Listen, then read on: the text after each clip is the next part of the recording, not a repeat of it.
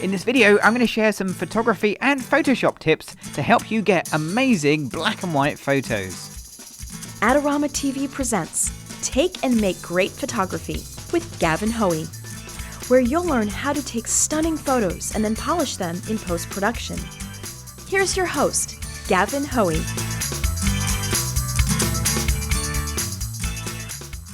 Hello, I'm Gavin Hoey and you're watching Adorama TV, brought to you by Adorama, the camera store that has everything for us photographers. Now today I've come out into the countryside. It's a beautiful sunny day and I'm going to be taking photographs in black and white. So this video is all about seeing in black and white and a few hints and tips for seeing black and white in the landscape. Okay, so I've got a nice scene in front of me here. Let's just take a picture and we'll have a little look. And that looks really nice. I like the idea, but is it going to be a good black and white? Well, when you're shooting in black and white, there's a few little things you should look for. They include contrast, and seeing contrast can be quite challenging if you're new to black and white. Here we've got the greens and the blues, so we've got a contrast in colour between the sky and, well, everything else here, because it's a beautiful green location. And those two colours will really look different in black and white, and that's the sort of thing we're looking for: contrast in colour or contrast in lighting. Today is a nice sunny day, so we've got a nice contrast between the lights and the shades, and those things in black and white really make or break a great black and white image. So if you're having trouble seeing in black and white, here's a great tip.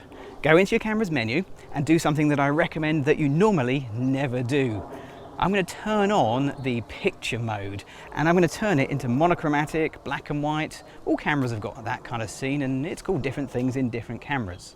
So why do I normally not recommend it? Well, if you're shooting in JPEG, that's all you're going to get, a black and white. And that's really not the best way to make a black and white image. However, you're all shooting in RAW, hopefully. And if you're a RAW shooter, you get the chance to change the black and white image back in your computer. It'll open up in Photoshop as colour, regardless of what setting you have on the camera. But by putting your camera into the black and white mode and taking a picture, what you get on the back of the camera is a black and white image. And that helps you to see the black and white picture much better, to get an idea of whether this is going to make a great black and white or not. After a while, you'll start to get a feel for these things and you'll start taking better and better pictures. So let's get another one of these and then we'll go off and find another place to shoot.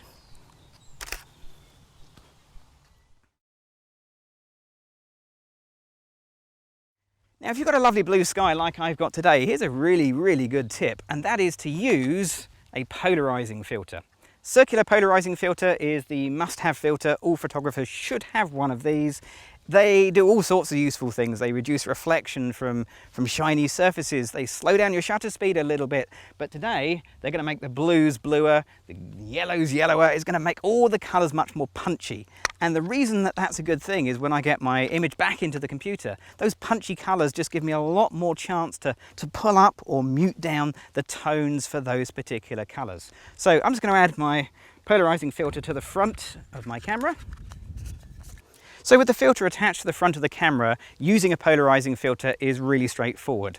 All you need to do is look through the viewfinder, rotate the filter around, and when you see the scene get darker, particularly the blue skies get dark blue, that's when you know your filter is in exactly the right position.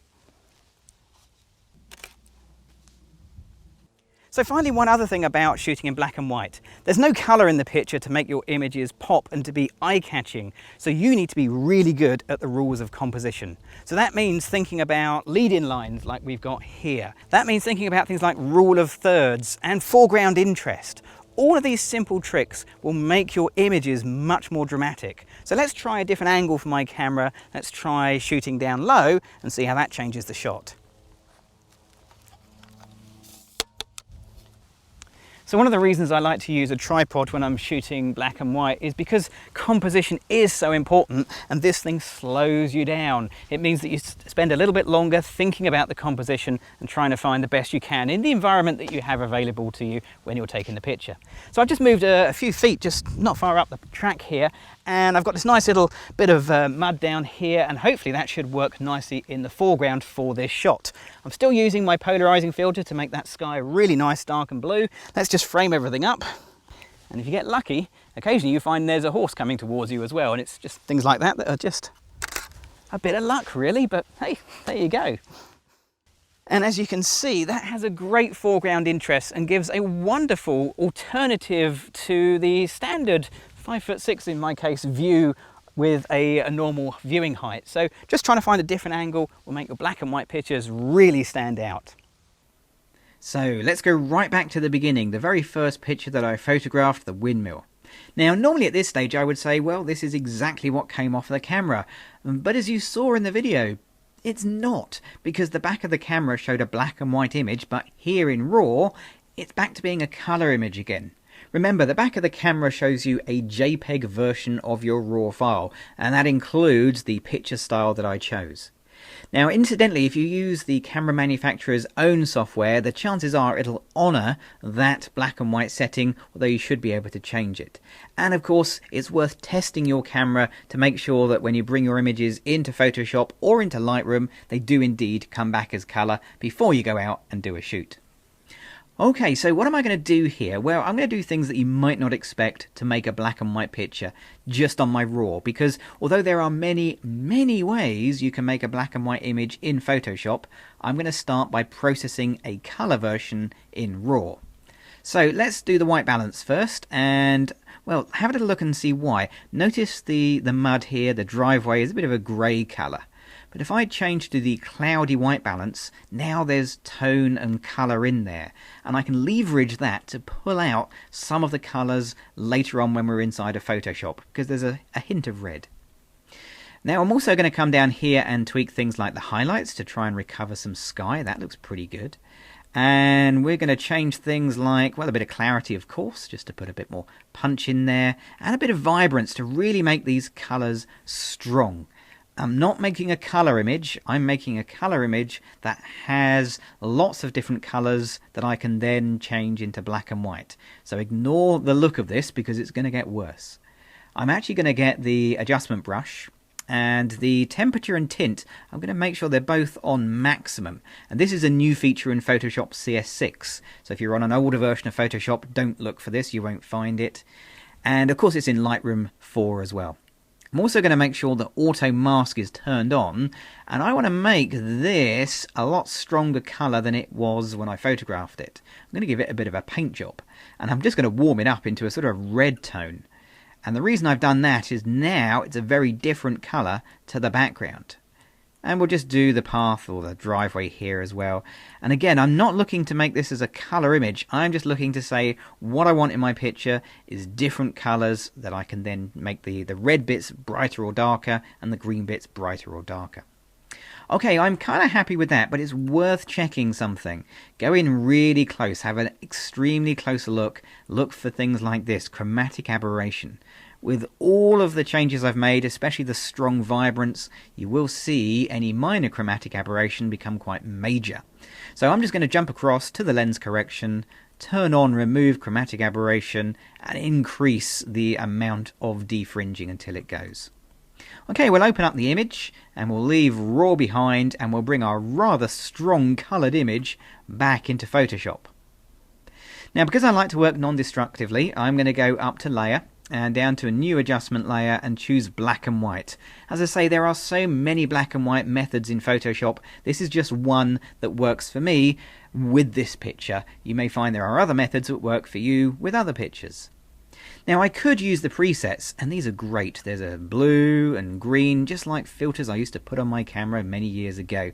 I actually like the infrared preset as a starting point because that's a nice effect I like to reproduce. I'm going to bring the yellows down because it's lost a lot of detail in those highlights, and we'll tweak it in a minute, but here's how I use the sliders here in black and white.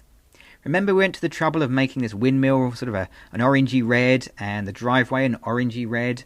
Well, if I just move the red sliders, notice that those are the only bits of the picture that change their brightness and darkness settings. And I reckon we want to be down there somewhere. Yellows we know is the grass. I think I can bring that up a little bit, and also the trees. Greens, surprisingly, there's very little actual green in this picture, despite how it looked in colour. So we'll put it up to maximum. Cyans and blues, that's going to be the sky. Now, had I been using my polarizing filter, I'd have had even more strength on that sky, but nonetheless, I'm going to get quite a dramatic sky. Magentas, there were no magentas here, so I could put that absolutely anywhere. It really won't matter. One last little thing is to, well, give this a sort of a soft glow. It fits in with the infrared idea. So let's go and make a copy of that layer. And then on that layer, I'm going to use a bit of blur and Gaussian blur. Do you notice that some of my filters are grayed out? I actually bought this image out of RAW as a 16-bit image, and that's important to maintain the quality. If you bring it out as an 8-bit and then start doing what I'm doing, you're going to find the quality drops off quite quickly. Okay, so I've really blurred that up, and then I'm going to change the blending mode to soft light, and we'll drop the opacity down a little bit, just so that has a soft glow, and it also boosts the contrast.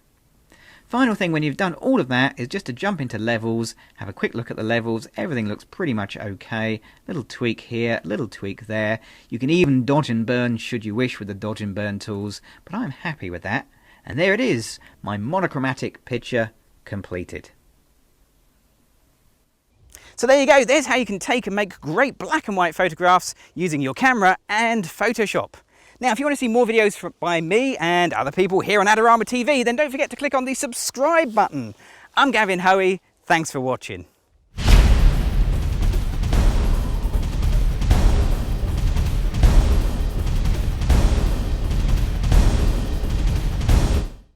Do you want great looking prints at low cost? Be sure to visit our easy to use online printing service. Adorama Pix has professionals who treat your images with the utmost care that you can count on. For a quick turnaround on photos, cards, or albums, use AdoramaPix.com.